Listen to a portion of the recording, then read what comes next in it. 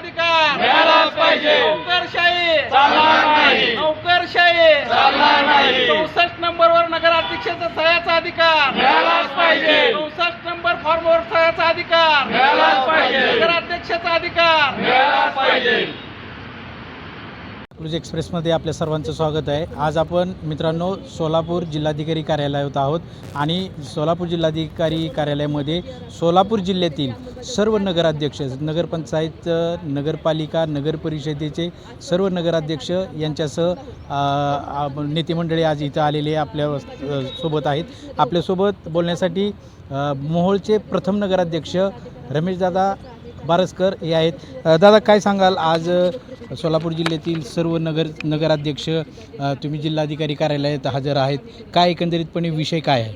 या ठिकाणी सोलापूर जिल्ह्यातल्या सर्व नगरपरिषद नगरपंचायतचे 17 नगराध्यक्ष या ठिकाणी एकत्र आलेले आहेत आणि त्यांची मागणी अशा प्रकारची आहे की 64 नंबर फॉर्मवर हे नगराध्यक्षांची सही घेतल्यानंतरच चेक काढला जात होता, पण तो 64 नंबर नमुना क्रमांक याच्यावर नगराध्यक्षाची सही घेतली जात नाही. नगराध्यक्षांचा तो मूलभूत अधिकार असताना आज या सोलापूर जिल्ह्यातल्या नोकरशाहीनं खऱ्या अर्थानं हा नगराध्यक्षांचा अधिकार काढलेला आहे.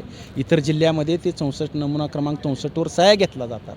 नगर अध्यक्षाचा नगरपालिकेतल्या 1 रुपया कुठं जातो हा नगराध्यक्षांना समजला पाहिजे.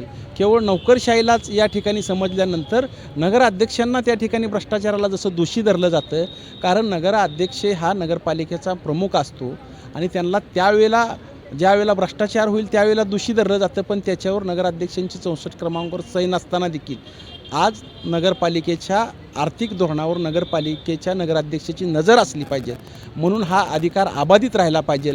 या मागणीसाठी खऱ्या अर्थानं सोलापूर जिल्ह्यातल्या 17 नगरपालिकेचे नगराध्यक्ष आज सोलापूर कलेक्टर ऑफिसला आले आहे. दादा, एक सांगा की तुम्ही निवेदन जिल्हाधिकाऱ्यांना दिलेलं आहे, त्यांच्याकडनं काय रिस्पॉन्स आलेला आहे? जिल्हाधिकाऱ्यांची भेट झालेली आहे. आता जिल्हाधिकारी साहेबांची या ठिकाणी भेट होणार आहे. जिल्हाधिकारी साहेबांना ज्या ज्या नगराध्यक्षाच्या अडचणी आहेत, अशा अनेक वेगवेगळ्या अडचणी आहेत, पण हे प्रमुख मागणी आम्ही घेऊन जिल्हाधिकारी साहेबांना भेटणार आहोत. येणाऱ्या काळामध्ये मुख्यमंत्री असतील, उपमुख्यमंत्री असतील, यांना देखील आम्ही भेटणार आहोत. दादा, समजून चला ह्या मागण्या मान्य झाल्या नाही झाल्या तर एकंदरीतपणे तुमचं आणि सोलापूर जिल्ह्यातील या नगराध्यक्षांचं काय धोरण असणार आहे, काय पुढचं पाऊल काय असणार आहे? या मागण्या मान्य नाही झाल्या तर सोलापूर जिल्ह्यातल्या सर्व नगराध्यक्षांच्या वतीनं सोलापूर कलेक्टर ऑफिसवर तीव्र आंदोलन करण्यात येईल, याची नोंद प्रशासनानं घ्यावी.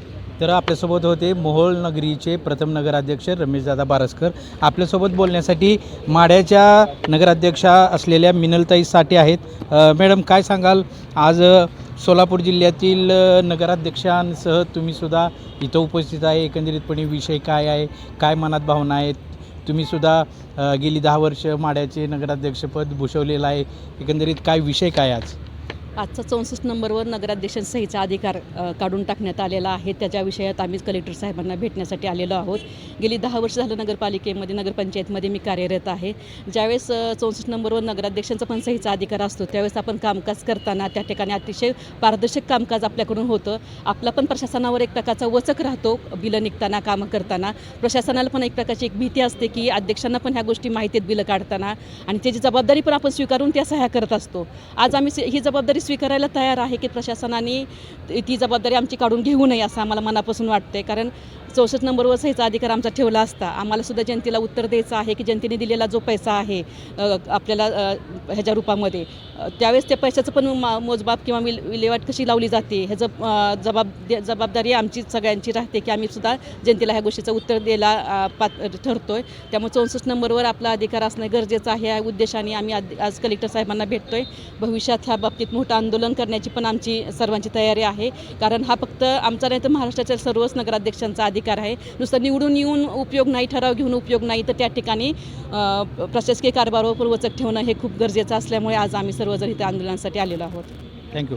आपल्यासोबत आहेत अकलूज नगर परिषदेच्या पहिल्या लोकनियुक्त नगराध्यक्षा रेश्माताई अडगळे. मॅडम, काय सांगाल, तुम्ही आज सोलापूर जिल्ह्यातील सर्व नगराध्यक्षांबरोबर जिल्हाधिकारी कार्यालयात आहात, एकंदरीत वातावरण काय काय काय निवेदन देणार आहे तुम्ही जिल्हाधिकारी साहेबांना? जो सरकारनं जार काढला आहे त्या जारबद्दल आम्हाला म्हणजे काहीच, कशासाठी काढला काही त्याची काहीच कल्पना नाही. आणि आम्ही लोकनियुक्त नगराध्यक्ष असल्यामुळे जे शहरात कामकाज होतं ती जी बिलं काढलेली जातात त्या बिलांचं म्हणजे आम्हाला पण ती समजून घेण्याचा अधिकार असावा, तर तो सरकारने प्रशासक असल्यामुळं आम्हाला तो अधिकार नाही. आणि शहरामध्ये जे कामं होतात त्याच्यासाठी वाउचर निघतात, ती वाउचर कशाची निघली काय निघली ते आम्हाला कळायला पाहिजे.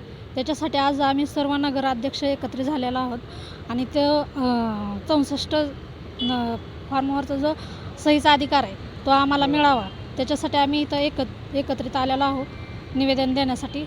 आम्ही अधिकाऱ्याकडे तो निवेदन देणार आहे आणि इथं जर नाही झालं तर पुढं आम्ही असेच आंदोलन सुरू ठेवणार आहे. आज आम्ही सोलापूर जिल्ह्यातील सर्वच नगराध्यक्ष कलेक्टर ऑफिसमध्ये यासाठी आलेलो आहोत की 64 नंबरवरती जो आमचा म्हणजे सहीचा अधिकार आहे तो अबाधित राहावा.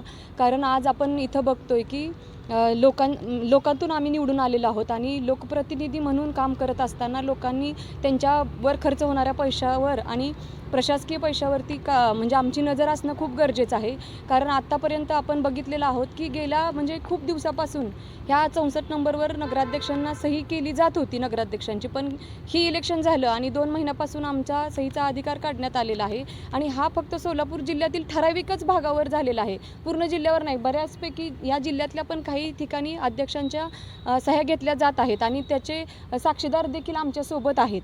आणि असं असताना देखील जाणून बुजून आमच्यावरती जर हा म्हणजे अधिकार काढून घेण्याचा जर ठराव लादला जात असेल तर त्याला आमचा विरोध आहे. आणि आत्ताच आम्ही माननीय जिल्हाधिकाऱ्यांना निवेदन देऊन येणाऱ्या काळामध्ये जर आमची मागणी पूर्ण नाही झाली तर पुढे आम्ही उपमुख्यमंत्री आणि मुख्यमंत्री साहेबांना भेटून देखील निवेदन देणार आहोत आणि आमचा जो अधिकार आहे तो अबाधित ठेवण्यासंदर्भात आमचे हक्क मागणार आहोत.